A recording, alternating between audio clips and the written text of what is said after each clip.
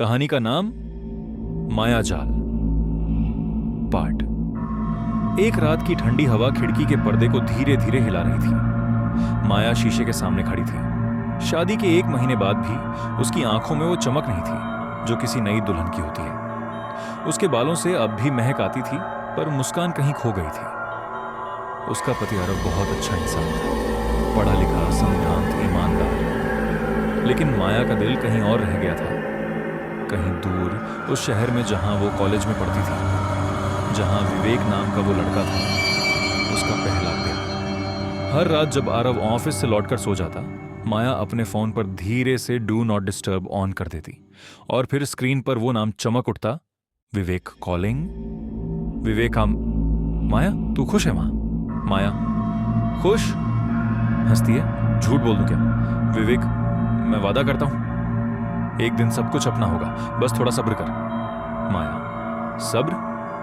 मैं तो पहले ही तेरी हो चुकी हूं विवेक, बस नाम किसी और का है अब।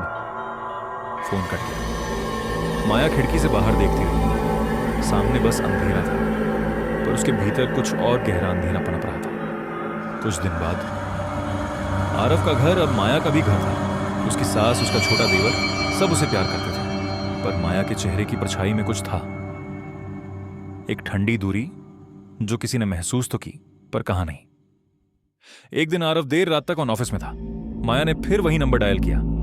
माया। वो आज भी नहीं समझ पाता, मैं बस एक शरीर बन गई हूं उसके घर में। विवेक। मैं समझता हूं माया, अब वक्त आ गया है कि हम कुछ बड़ा करें। माया। क्या मतलब? विवेक, अगर वो रास्ते से हट जाए तो सब कुछ तेरा हो जाएगा, उसका घर, उसकी प्रॉपर्टी, सब कुछ। माया कुछ पल चुप रही, फिर हौले से बोली, पर कैसे?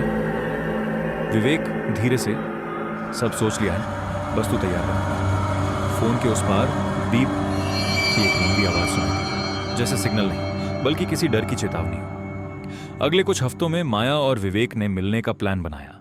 एक सुनसान जगह, झील के किनारे, जहां बस झींगुरों की आवाज आती थी। माया। क्या यह सही है विवेक? विवेक।